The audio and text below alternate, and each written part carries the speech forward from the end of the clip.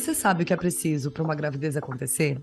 Vai desde a formação e liberação do óvulo pelo ovário, a chegada dele na tuba uterina, o encontro com o espermatozoide, até a implantação do óvulo fecundado na parede do útero. Para quem deseja engravidar, se depois de um ano com relações regulares, no período fértil e sem contracepção, a gestação não acontecer, pode talvez ser um caso de infertilidade. E aqui é fundamental dizer que infertilidade não acontece só com corpos que têm úteros e ovários. A infertilidade pode ter inúmeras causas, desde endometriose ou não, menopausa precoce, e a reprodução assistida, como a fertilização in vitro e a doação de óvulos, são maneiras de possibilitar a gestação. Vamos ver a história de uma mana que, depois de muitos anos tentando engravidar, agora está à espera do seu filho? Eu me chamo Tassiana Fortunati, comunicóloga, diretora audiovisual, educadora e terapeuta menstrual, e esse é o podcast Eu Menstruo, conversas abertas sobre menstruação que vai muito além de fertilidade e sangue. E eu me chamo Beatriz Sabot, educadora e terapeuta menstrual e de escuta das emoções, mestre em bioética, e para o episódio de hoje recebemos a maravilhosa Mariana Salib, fotógrafa e editora de estilo, para o nosso quadro Partilhas. Seja muito bem-vinda, Mari, no nosso espacinho. Obrigada, Bia. Obrigada, Tassi. Eu sou a Mari Salib, fotógrafa, consultora de moda, como vocês disseram. No momento, eu não menstruo, pois estou gestante, estou com 25 semanas agora, fechando o 6º mês de gravidez. Mari, muito feliz de estar aqui. Obrigada demais por você ter topado compartilhar sua história. Eu conheço a Mari já tem bastante tempo. A Mari participou, inclusive, da primeira turma de imersão da Cicla. E a gente teve várias conversas, né, sobre o processo dela. E queria que você compartilhasse desde o oi, desde o comecinho, como foi a tua jornada para chegar hoje na gestação. Nossa, são muitos anos de jornada aí. Bom, vou começar do comecinho mesmo, que foi quando eu morava nos Estados Unidos. Já estava há muitos anos casada com o João e a gente estava, sei lá, 6 anos juntos. E aí a gente decidiu, quando estava morando lá, ele foi fazer MBA, eu fui junto, a gente decidiu tentar engravidar. Parei com a pílula anticoncepcional que eu tomava na época e deixei rolar. E rolou 1, 2 anos, 3 anos, 4 anos e nada.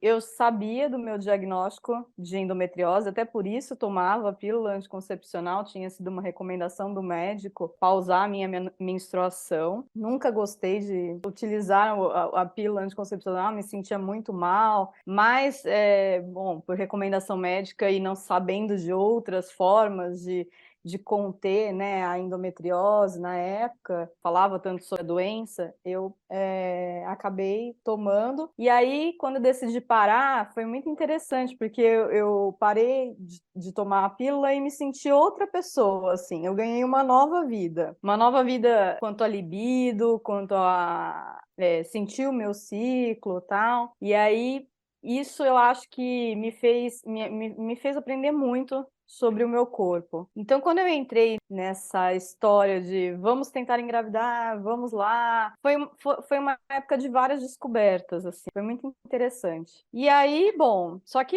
passaram-se os anos, tal, e eu já imaginava que a gente teria uma certa dificuldade para engravidar, porque o João, meu marido, meu parceiro, ele nasceu com uma doença, né? Ele tem uma condição congênita. Quando ele nasceu, foi descoberto, e ele teve que passar por diversas cirurgias para reconstruir todo o canal da uretra. Então, a gente imaginava que poderia ter tido alguma consequência aí na questão da fertilidade. Só que a gente não tinha certeza, porque assim, é aquela coisa, né? Quando tudo está funcionando bem e você não vê um motivo aparente para não acontecer, você não imagina, né? Mas tinha essa condição, e aí quando eu cheguei aos meus 35 anos, fazia alguns anos que a gente estava tentando, eu falei para ele, eu falei, olha, eu acho que provavelmente a gente tem uma dificuldade de engravidar por conta da sua condição de nascença, mas a gente não tem certeza disso. Eu falei, e agora aos 35? A gente pode ter uma condição minha também de ir perdendo, né, essa fertilidade. Então, acho que é a hora da gente buscar uma ajuda médica mesmo. E foi aí que a gente foi buscar uma urologista para ver mais esse lado dele, assim, e realmente existia uma condição que dificultava a engravidar. A gente não sabia se o material dele, o esperma dele tinha potencial de engravidar. Através de exames simples, como o espermograma, a gente não conseguiu detectar isso. Então, ele teve que passar por uma cirurgia para capturar os gametas, né, o espermatozoide, e foi aí que começou a nossa saga, né? A gente achou que isso fosse ser o suficiente para resolver o nosso problema de fertilidade. Quando foi feita a cirurgia, e foi um sucesso também, a gente não sabia se seria ou não, se o que estava lá dentro era um material bom, se não era, tal. E aí deu tudo certo, tinha um material bom, tal. A gente falou, e agora, né? Então agora parte para o meu, agora é o meu trabalho que vai ter que ser feito, né? E aí eu comecei com as tentativas de capturar Mari, os meus óvulos. deixa eu só fazer uma pausinha aqui, porque a gente nunca tratou sobre infertilidade para homens, pessoas que, né, têm pênis, tem esse canalzinho da uretra. E aí eu acho que é bastante importante falar, porque talvez algumas pessoas não saibam disso, porque vocês trouxeram essa questão da anatomia, né, de ter o congênito, mas também a pessoa pode estar ejaculando e não ter espermatozoide. Esses espermatozoides, eles podem vir com várias modificações de ter, não ter cabeça, de ter duas cabeças, de não ter cauda, de ter duas caudas, sabe? É tanta coisa, assim. E a gente fala de gravidez aqui no Brasil, né, num país periférico, com vários desafios, mas a gravidez, ela tem, como a gente falou no início, várias fases. Então, se uma coisinha der errado, né, se esse espermatozoide que chega ali para encontrar o óvulo tem alguma questão, alguma modificação, essa fecundação não vai acontecer. Então, talvez seu parceiro esteja ejaculando aí, vocês estejam tentando, enfim, mas quando Perfeito. vai fazer o exame, não tem espermatozoide nesse sêmen. Quando chega a fazer o Então, exame e investigar isso, né? Porque é, sim, é porque sempre só. sobre a mulher, sobre a pessoa com Sim. útero. A fertilidade parece que é só a gente que tem ou não, né? Eu ia falar isso, tá? Que geralmente é isso. A gente recorre, a gente carrega toda a culpa sobre a infertilidade, não é? E aí, quando eu comecei a caminhar nesse mundo da fertilização in vitro, eu descobri que não, e que a maioria dos casos de infertilidade que que o nosso médico falava, questionava, tal, era muito vindo do homem, muito mais vindo do homem do que da mulher. Agora, tem isso, assim, a gente faz exames recorrentes, a gente está sempre no ginecologista, tá? Os homens não se cuidam como a gente de uma maneira geral, né? Não tem essa cultura de estar sempre indo ao urologista, fazendo um exame. Então, é isso, assim, a gente sempre carrega um pouco mais A dessa imunidade culpa. masculina, né? A gente teve um episódio que a gente conversou com um homem aqui que era sobre o uso de preservativo, né? Porque que os boys não querem usar camisinha. E ele falou um pouco dessa perspectiva do cara achar que ele é imune a tudo e a todos, assim, né? Mas, Mari, voltando só um passo na sua história. Quando que vocês optaram por parar com o anticoncepcional? Pela primeira vez Foi na em sua... 2010. Ah, 2011, na verdade, 2011. tá, um tempão. E Então, aí, há 11 anos atrás, quando chegou nos seus 35, como que você já estava se sentindo? Porque foi quando você virou pro João e falou: Olha, João, tô com 35, vamos ver aí aonde que tá essa questão, porque daqui a pouco eu vou começar a ter uma questão também, né? Como você estava Exatamente, se sentindo? porque Porque era um desejo grande de vocês, né? na verdade, assim, a gente estava. Era um desejo grande, assim, não, é engraçado, eu nunca sonhei em maternar, não sou essa pessoa que falava assim, que desde criança carregava o boneco e falava assim, eu quero sonho em ser mãe. Eu acho que isso é uma questão que leva, né, até ao tratamento de fertilidade, é que nós, mulheres, hoje pensamos em muitas outras coisas antes de pensar na maternidade. E assim foi comigo. Então, eu pensava em muitas outras coisas, eu mudei de carreira, eu fui morar fora. Então, assim, eu fui empurrando com a barriga, mas tinha, sim, um desejo lá dentro. E quando bateu os 35 anos, eu acho que esse desejo falou assim, eu vi muitas amigas minhas com criança e comecei a cuidar mais de criança, tal. Aí eu falei, não, eu quero isso para mim, sabe? Então, demorou, né? Assim, demorou um tempo para esse desejo realmente romper, assim, de uma forma forte. Aí, nos 35, o João fez a cirurgia. Aí você estava contando Isso, que ele fez a cirurgia, daí começou a tua parte. Depois que ele fez a isso. cirurgia, vocês foram direto para a FIV? Não? Vocês tentaram de outra... Como é que foi essa parte? Como o material dele foi retirado através de cirurgia, congelado, não tem outra maneira de se fazer a gravidez acontecer que não seja através de uma fertilização in vitro, por conta dessa condição, né? Então, existem mulheres que fazem a inseminação artificial, que não precisa ser o in vitro, né? Pega o material, coloca o material fresco dentro da vagina da mulher, do canal vaginal, e aí a gravidez pode vir a acontecer no dia certinho, né? Isso é inseminação artificial. No nosso caso, não. Tinha que ser inseminação, a fertilização in vitro, porque não tinha outra forma por conta do sêmen ter sido retirado via cirurgia. E aí eu tinha que retirar o meu óvulo para que isso acontecesse, né? E aí começa a saga dos medicamentos, das tentativas de a cada ciclo tentar conseguir os óvulos. E assim, voltando um pouco antes, quando a gente foi fazer os exames, ele fez os exames dele e eu fiz os meus.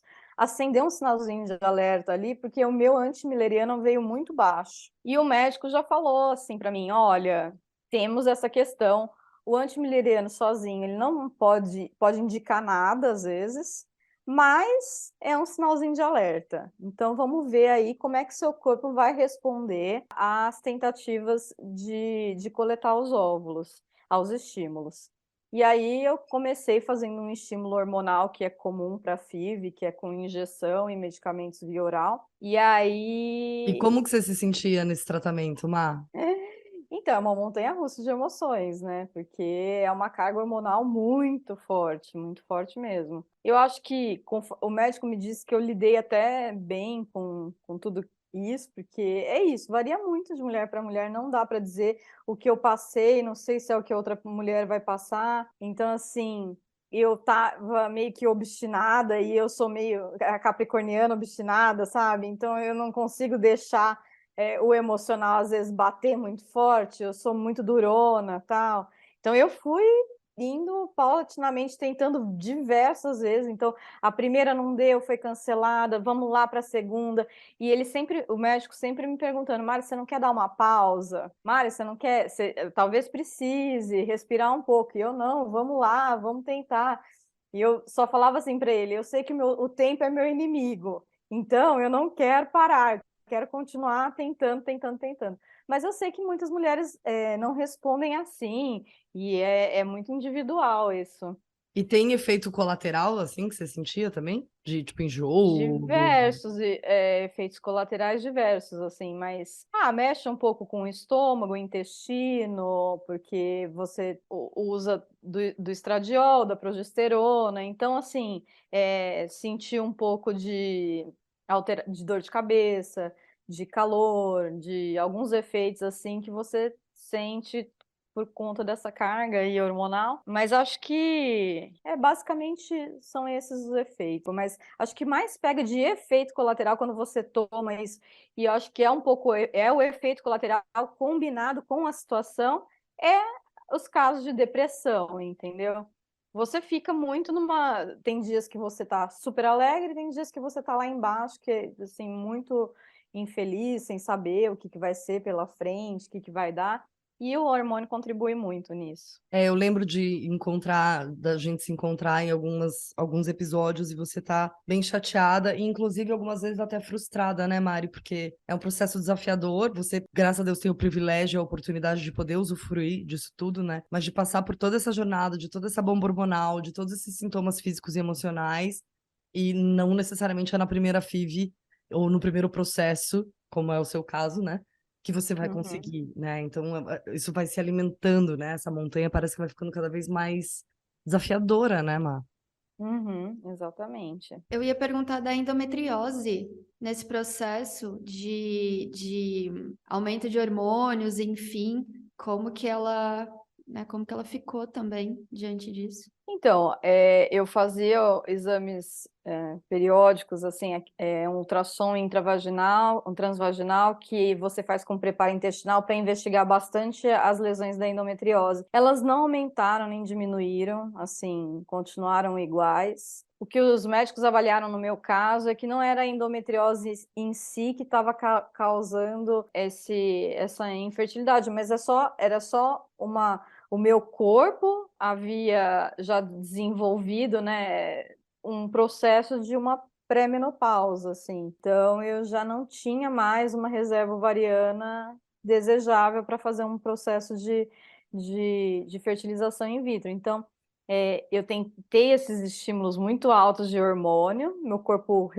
respondeu uma vez, muito pouco, eu consegui uma vez 2 óvulos, e aí depois o médico falou assim, vamos tentar fazer um estímulo baixo, hormonal baixo, que eles chamam de mini FIV, né? FIV é fertilização in vitro, a mini FIV é mini fertilização in vitro, que ela é feita com um remédio chamado Clomid. E aí você toma esse Clomid, que é só esse comprimido uma vez por dia, e aí quando dá a data certinha da sua ovulação, você vai lá e vê se ele deu uma ajuda, assim, para conseguir com que esses óvulos, esses folículos que a gente tem, inchem, né? Para conseguir fazer a retirada. E através da mini-FIV, minha resposta foi um pouco melhor do que com os estímulos hormonais bombásticos lá. E, enfim, e aí eu consegui mais 2 óvulos, então eu tive 4 óvulos congelados na minha primeira tentativa, assim, nos meus primeiros anos de FIV. É isso E que aí, eu ia te perguntar, quantas vezes você fez esse procedimento para conseguir? óvulos, É, perdi as contas. foram vários, né? Foram vários, vários, vários, vários. Assim, como você disse, eu tive a sorte, como o João tem um plano de saúde da empresa dele que é internacional e que cobriu 90% do nosso tratamento, eu tive a sorte de ter essa facilidade de fazer várias vezes. E eu sei que é um privilégio assim imenso, porque é caríssimo e muitas mulheres não têm. Então, assim, eu perdi as contas de quantas vezes eu fiz, porque eu fiz muitas vezes mesmo. E se não fosse esse suporte financeiro do plano de saúde, eu não teria feito, não teria conseguido chegar até onde eu cheguei, muito difícil mesmo. Então, assim, tem esse lado também que a gente tem que pensar. Uma coisa sobre a endometriose que eu não falei, quando eu cheguei para o médico e falei, olha, eu tenho esse diagnóstico de endometriose e tal, o médico que faz a fertilização in vitro. E falei assim, eu vou num ginecologista que há uns 3 anos ele fala para mim assim, você tem que fazer cirurgia, você tem que fazer cirurgia, o seu caso é cirúrgico. E eu ficava evitando a cirurgia a todo custo. Não sei se por medo ou se por um sexto sentido, alguma coisa assim, enfim. Quando eu fui para fertilização in vitro, ele me falou assim, olha, o seu maior endometrioma fica no ovário. Se você tivesse feito a cirurgia e você tivesse retirado, manipulado os seus ovários, ele falou, aí que sua reserva ovariana teria sido zero mesmo, ele falou. Chance nenhuma de conseguir um óvulo. A intuição é um bichinho sábio, né? A gente não sabe de onde vem. Exatamente. Que loucura, Má. Então, foi uma coisa muito engraçada que quando ele falou, eu falei, nossa, acho que eu senti de alguma forma que não era para mim, para minha pessoa ter feito essa cirurgia. Enfim, bom, tem todo depois todo um outro desenrolar, mas eu nunca teria conseguido nenhuma tentativa com um óvulo meu, provavelmente, se eu tivesse feito a cirurgia. E aí continuamos fazendo os estímulos, tal, conseguimos os óvulos, na verdade foram 6 óvulos no total, só que 4 viraram embriões, porque tem isso. Você consegue um óvulo, você não sabe a qualidade desse óvulo, às vezes você consegue 20 óvulos, tem mulher que vai lá num estímulo 20, 30 óvulos. E aí, você vai lá na hora de fazer o embrião, fica 1, 2, às vezes nenhum. Porque é isso. Eu falei no começo lá do hormônio antimileriano, que ele não diz nada, porque às vezes é isso. Você tem um antimileriano alto e milhares de óvulos, mas esses óvulos não têm uma qualidade boa, então assim, E aproveito para dizer que não existe nenhum exame para se certificar da qualidade dos óvulos. O antimuleriano vai falar sobre a quantidade, não sobre qualidade. Eu tomei um susto quando eu fiz o antimuleriano, porque minha reserva é bizarramente alta. Era um negócio assim que alto era 4, meu deu 11. Eu falava, tá, mas e o que que isso vai significar no futuro? Porque não significa nada. É o que você acabou de falar. Pode gerar 30 óvulos e nenhum deles ter qualidade de virar um embrião, né? suficiente. Uhum. Ainda mais essa vida que a gente leva sedentária agora, voltando a trabalhar com publicidade, cortisol bombando ali, ó, no corpinho. Porque eu lembro que eu cheguei até a te ligar depois que eu tinha feito, o antimuleriano e tinha dado essa reserva alta. Cheguei até a falar, falei, ah, olha, acho que eu até te doaria óvulo, Mari. Depois a gente vê como que a gente resolveria isso, mas te Eu doaria. lembro. Mas aí você me contou que não é bem assim que funciona, né? Então, e aí tem isso, aí tem a compatibilidade do óvulo com o espermatozoide, que é outra questão. Então, assim, são mil questões, né? A fertilidade é um negócio tão complexo que eu descobri isso no meu processo, mas tão complexo que às vezes as pessoas vêm aqui comigo tirar uma dúvida, uma amiga, tal, e aí eu falo para ela, nossa, eu posso te contar o meu caso, mas eu falo, tem milhões de variáveis, possível saber, só uma pessoa passando pelo processo vai descobrindo, né, o que que leva mesmo a você não conseguir engravidar. E isso Não vale tem. para a vida, né, Mari? Eu acho, assim, cada vez mais eu vejo que a gente não responde por absolutamente nada nem ninguém. A gente só pode falar sobre as nossas vivências individuais, particulares, né? Você não vai responder por todas as pessoas com endometriose, você não vai responder por todas as pessoas que tentaram FIV, a Bia não vai responder por todas as pessoas que estudam farmácia ou por todas as escorpianas, eu não vou responder por todas as mulheres ou por todas as taurinas, sei lá, né? Então eu acho que é a gente se escutar nesse lugar de consciência de que existem os procedimentos podem ser parecidos, mas que cada vivência vai ser individual, né? E aí você chega lá na sua maratona com seus 6, com muito esforço, 6 conquistados Óvulos. óvulos. E aí eu consegui 4 embriões desses 6 óvulos. E aí congelamos. E aí o médico falou assim: agora é a hora da gente fazer as transferências, né? E aí até ele falou assim: olha, depois dos 35 anos você tem a opção de transferir 1 ou 2 óvulos, fica a seu critério. E eu falei para ele: imagina, eu tenho pânico de ter gêmeos, eu tenho 1,5 m. Eu falei: imagina uma barriga de gêmeos, eu não vou andar.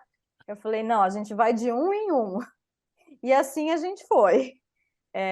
A cada ciclo eu transferia um embrião. Aí depois de, agora eu não lembro os dias certinhos, mas acho que eram 12 dias, você vai lá e colhe o exame, o beta-HCG, para ver se deu positivo, se ocorreu a anidação daquele embrião no seu útero, né? E o meu beta negativo 4 vezes seguidas. Gente, o E que eu chorei na minha casa ouvindo essas histórias de Mari, assim, não chorava para uhum. ela, mas chorava depois. Não era fácil. Sabe, aquela emoção de você passar, prestar um vestibular, e aí você vai lá procurar o seu nome na lista? Então é isso. E aí é super frustrante quando você não encontra o seu nome. É muito parecido com essa sensação de frustração mesmo, sabe? A cada não positivo que eu tive, a cada negativo, né, a beta-HCG que não subiu, eu fazia uma sequência de exames para entender por que que não ocorria anidação.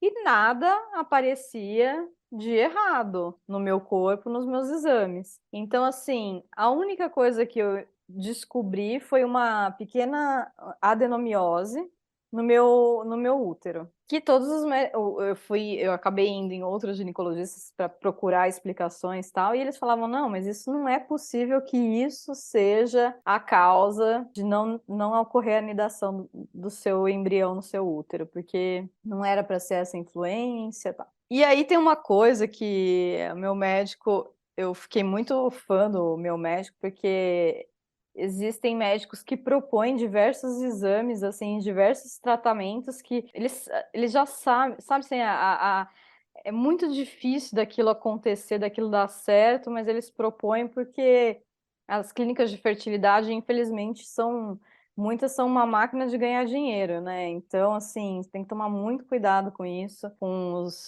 as condutas médicas e tal. E aí propor super exames que você vai lá para os Estados Unidos colher e fazer uma pesquisa genética que no fim a gente sabe que não vai levar à solução do seu problema, sabe? Então, assim, nada muito mirabolante, entendeu? Acho que isso é uma coisa que eu aprendi no meu processo. É muito aprender a ouvir seu corpo e fazer as tentativas, e das tentativas lidar com as frustrações, e aquele negócio de tentar procurar milagres, assim, isso é muito... as pessoas um pouco aproveitam a gente do nosso estado emocional, às vezes, para isso. Mas aí meu médico foi muito sincero e me falou assim: bom, não temos uma explicação para o que acontece, né?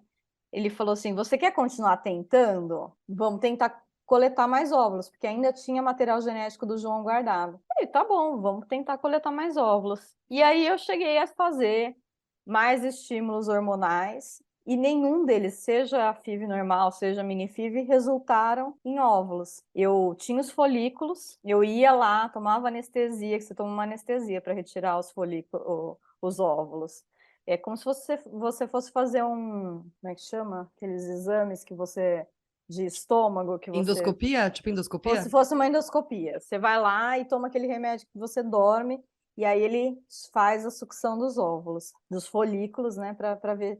E aí, os poucos folículos que eu tinha, sempre vazios, sem óvulos dentro. E aí, quando eu passei pela, acho que era a quarta tentativa, depois das minhas transferências, e eu fiz essa sedação, tentei tirar o óvulo, não tinha óvulo nenhum, eu falei para ele, eu falei assim, eu não quero mais. Falei, eu conversei com uma amiga, e ela me falou de uma possibilidade que seria uma doação de óvulos. E aí ele falou assim: é exatamente isso que eu ia te propor. Ele falou: eu acho que essa é a opção que a gente teria nesse momento, porque ele falou: depois de tantas tentativas frustradas, não existe algo que me indique que essa sua condição vai mudar, porque ela só tende, com o tempo, a piorar. Então, assim, ficar tentando, tomando hormônio, gastando dinheiro, ele falou: você pode tentar. Pode ser que você tenha um ciclo aí que você consiga um óvulo. Mas ele falou, é difícil. Então, tem essa opção da ovo doação. Aqui no Brasil, a ovo doação acontece da seguinte forma: não existe ovo doação paga, né? Nos Estados Unidos, na Argentina, a mulher vira doadora e ela recebe um dinheiro para doar os óvulos, né? Você compra os óvulos. Aqui não, aqui você troca os óvulos por tratamento de fertilidade. Então, é uma mulher casada com um cara, esse cara tem um problema de fertilidade e por isso eles não conseguem ter filhos, mas a fertilidade dela tá normal. Então, assim, como eles não conseguem ter filhos, eles vão precisar de um tratamento. O que que ela faz? Ela faz só que ela não tem dinheiro para fazer o tratamento de FIV. Então, ela vai lá, faz o estímulo e aqueles óvulos, parte ficam para ela e parte ela doa para uma outra pessoa e essa pessoa banca o tratamento dela de fertilização in vitro. É assim que funciona aqui no Brasil. Então, eu poderia até comprar um kit de óvulos de fora, essa é uma opção, ou usar uma doadora brasileira nesse esquema de ovo doação que a gente compartilha os tratamentos. E aí eu acabei decidindo fazer numa clínica aqui. A doação dos óvulos é completamente anônima, nunca vou... Eu sei algumas características da doadora, eu sei o tipo físico, a descendência, o cabelo, olhos, enfim, peso, altura, mas é isso. O óvulo dela passa por uma triagem genética, né, para saber de síndromes mais comuns. E aí é isso. Um dia me ligaram da clínica e falaram assim: não, nós temos uma doadora que é compatível com você, que tem as mesmas características que você. Então, eu tinha o cabelo castanho, olhos castanhos, não era muito alta que nem eu. E aí, eu dei o ok na doadora, falei, não, ok. E aí, deu-se início ao tratamento. Ela foi lá, fez o estímulo, ela conseguiu 20 óvulos, sei lá, na época, não lembro. E aí, se não me engano, 10 ficaram com ela, 10 vieram para mim. E aí, a gente descongelou o material do João, fez a inseminação in vitro no laboratório, e conseguimos mais 4 embriões desses 10 óvulos. E, não, desculpa, 3 embriões dos 10 óvulos, é. E aí depois de conseguidos os embriões, eu fiz a primeira transferência, que também não deu certo, com um óvulo doado. E aí o médico falou assim, olha, nós vamos fazer uma tentativa de algo que a gente não tentou até agora, mas que eu acho que, já que estamos caminhando para o fim da sua história, talvez seja bom fazer, que é tratar aquela adenomiosezinha que eu tinha no meu útero, com um bloqueio hormonal, uma menopausa induzida de 3 meses. E aí é um remédio muito, um hormônio muito comum dado para, sabe, quando as pessoas buscam tratamento porque o filho adolescente menstruou, a filha adolescente menstruou cedo demais e fica com medo da altura, não Sei. atingir. Então, é o Menopur, esse medicamento que se usa para isso, que foi o medicamento que eu tomei por 3 meses e eu induzi uma menopausa. Eu tive todos os sintomas de uma menopausa, desde ressecamento vaginal, de pele, todos os fogachos, tudo. Eu me senti menopausada completamente e sem menstruar. E aí a ideia era tentar diminuir esse foco de adenomiose que tinha no meu útero. Uma tentativa de dar um reset, o médico falava, no meu corpo. Confesso que a ideia de tomar mais um hormônio diferente, que é causar mil sensações, no começo eu falava, não vou fazer, não quero. Mas quando eu vi que já não tinha mais muitas opções, que eu estava chegando no final do meu percurso, eu falei, quer saber? Vamos lá.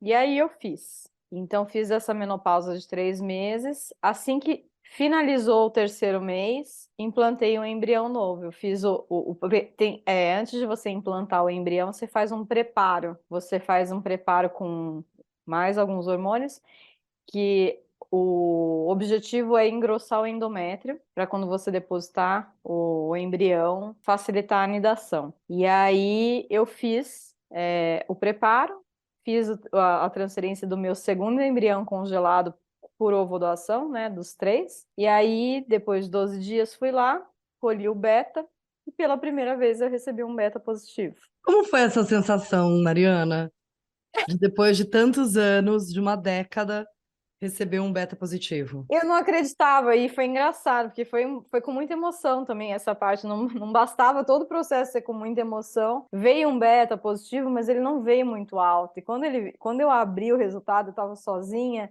eu falei assim: o que isso quer dizer? Tão baixinho assim. Não deve ter dado certo. Na minha cabeça, eu fiquei assim: isso Você aqui. abriu sem o João, você abriu sozinha. Eu abri sozinha, eu sou muito doida. Eu não aguento, eu sou ansiosa.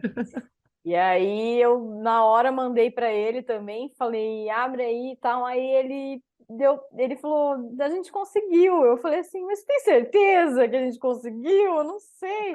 Aí peguei, liguei para o médico, e tal. Ele não, é positivo, positivo é positivo.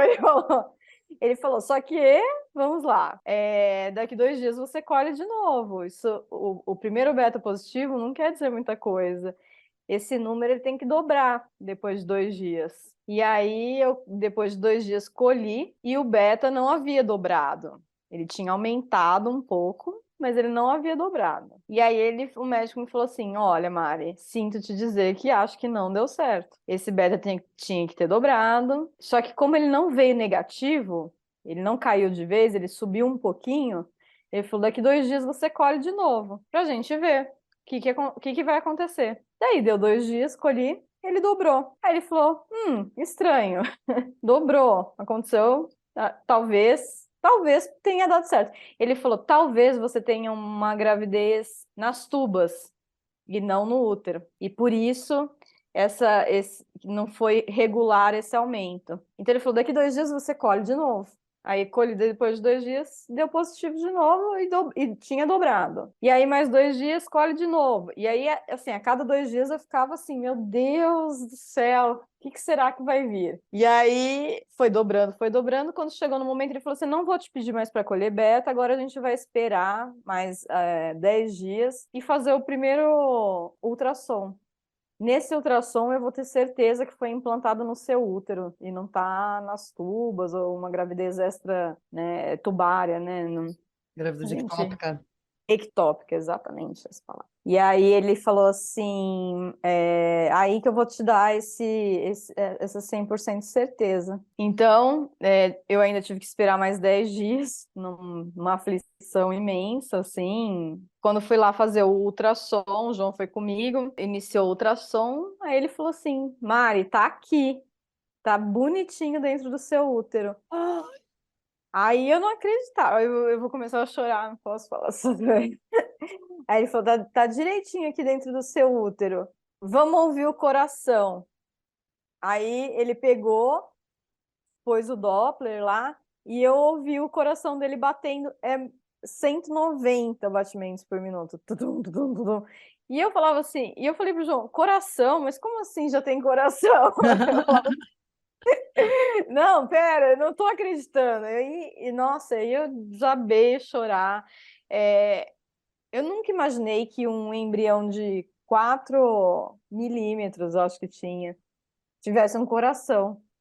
E aí acho que foi o ponto mais emocionante de toda essa trajetória, assim, foi um dia assim que eu nunca vou esquecer na minha vida. E aí a gente foi seguindo por conta dos primeiros betas que foram meio esquisitos, assim, a gente foi seguindo com ultrassom a cada uma semana e vendo se desenvolvia direitinho e foi desenvolvendo direitinho como tinha que ser.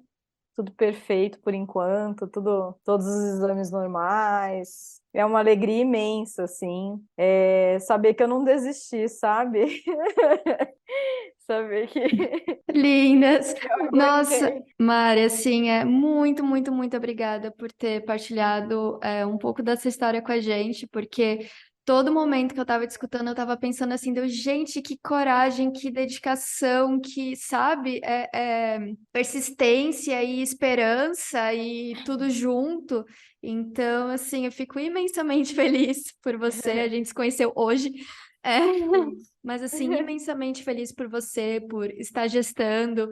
Espero que realmente nasça, que o nascimento também, né, seja lindo, maravilhoso, que venha com muita saúde, porque amor e dedicação já tem muito, muito Já tem cuidado. muito, muito mesmo.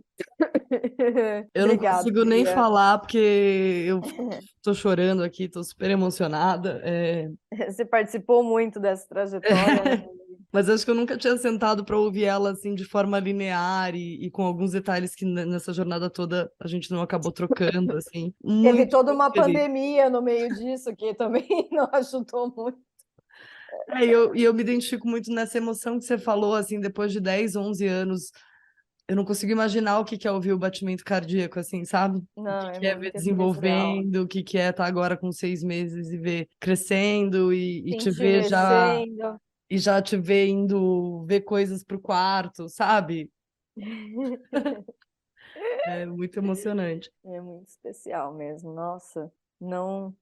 E assim, por mais que a gente tente imaginar o quão especial nada descreve, sabe? Sentir mexer, enfim, todo esse processo de você ir lá, fazer ultrassom, ver a carinha, ver o bracinho, é muito especial. Mas o que eu ia falar, que agora fugiu da minha cabeça, porque a cabeça da grávida tem um pouco isso, é o hormônio, né? Enfim, foi um processo muito, muito difícil, muito duro, mas que valeu tudo. Tá valendo cada momento, Faria, né? faria tudo de novo.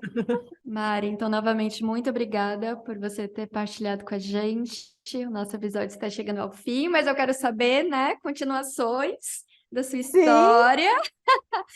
com E certeza. Mari, você indica algum grupo, alguma rede de apoio, pessoas falando sobre isso nas redes sociais? Vem alguma coisa na sua cabeça? Também, Mari, onde que as pessoas podem te conhecer melhor, acompanhar sua trajetória, saber do seu trabalho? Meu perfil é Mariana Salib, Saliby, no Instagram. Tem as minhas fotos. Tem um pouco menos do meu trabalho de consultoria de estilo, mas só me perguntar que eu mando todo o material que eu tenho. E lá você vai conhecer um pouco mais do meu trabalho. Trabalhei com fotografia de moda por algum tempo, hoje eu faço mais retrato. É engraçado que nesse processo de fazer a fertilização, né, de lidar com a maternidade, eu fui gostando muito de fazer retrato de família, de mãe, de criança. Então, é uma coisa que eu tenho feito bastante e me dá muito prazer ver a relação da mãe com o filho e retratar isso. E o que eu ia falar, que eu lembrei,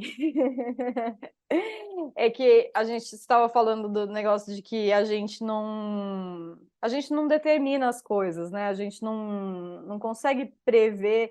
E aí, várias amigas minhas vêm falando assim: ah, você vai ver que a maternidade é uma experiência muito doida, que você não consegue prever absolutamente nada, que tudo é do jeito que tem que ser, de alguma forma, alguma coisa pré-determinou lá, e você não manda em nada. E eu falei, nossa, mas eu já sei disso há algum tempo no meu processo.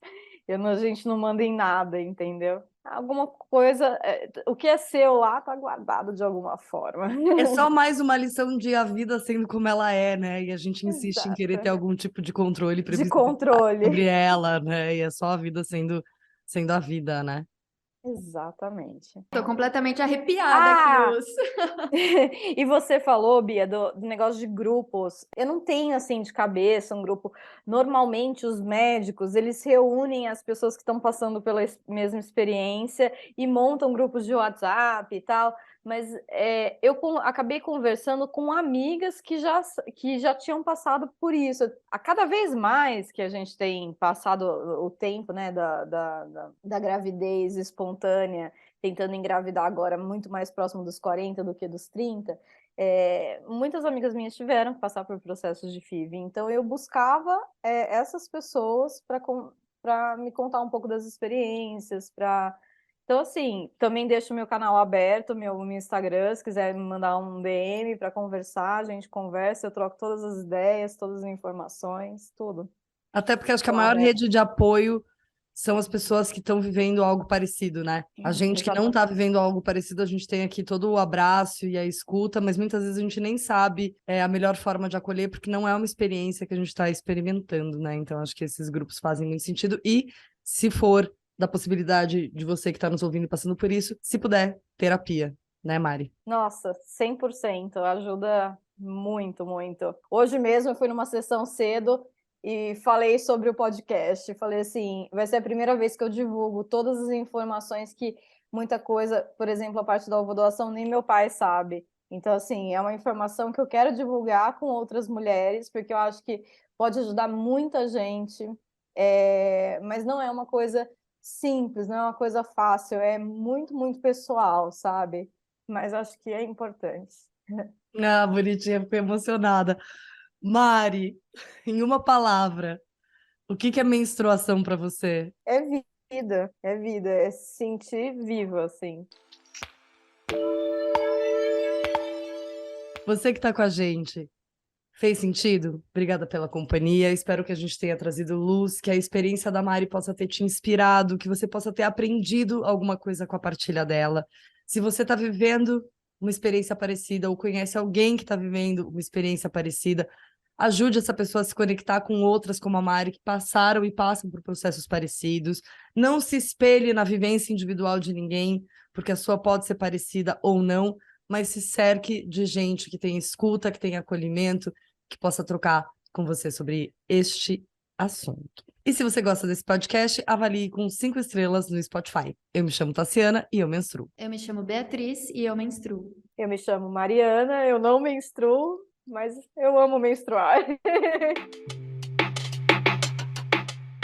Esse foi o podcast Eu Menstruo, mas a conversa não acaba aqui. Ela continua no @eu.menstruo nas redes sociais. Se você ficou com alguma dúvida ou quer compartilhar uma vivência sua com a gente, manda texto, manda áudio no oi@eumenstruo.com. Beijo grande.